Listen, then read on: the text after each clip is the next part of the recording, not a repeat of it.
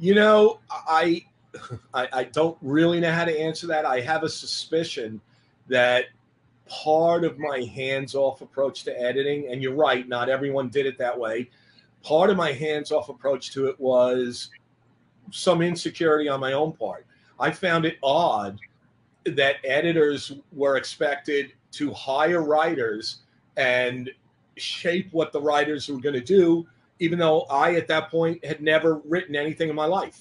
So I just found that odd. It seemed like a reverse expertise that I knew I had a lot more to learn from Chris Claremont when he was writing those titles than he could learn from me.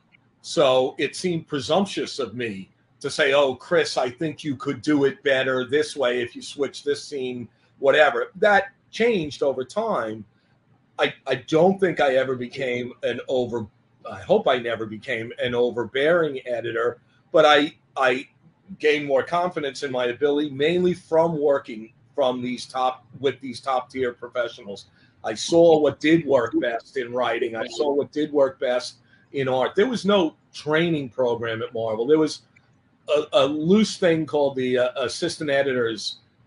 We had assistant editor meetings, I think, every Wednesday morning.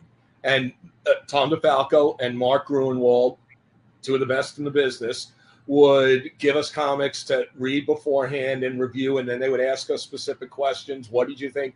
Was this scene set up well? Did you care about these characters? So there was a little bit of that going on, but it was more of an apprentice thing as an assistant editor. You watched your editor, and even more importantly, you watched the writer, penciler, inker, letterer, and colorist, and you saw what worked best. And you learned that some things work best for one colorist that don't work for another colorist. And you start to then realize what teams would work best. This colorist might not work with that penciler, or that penciler might not work well with that inker. It's just not complementary to each other. It doesn't mean either of them are doing anything wrong. They're just not a good mix together. So as you learn from that, I got more actively involved in my titles on that level of saying, well, I can confidently say that I need an inker with this style to step in, over Alan Davis or over Dave Ross or whoever I was using.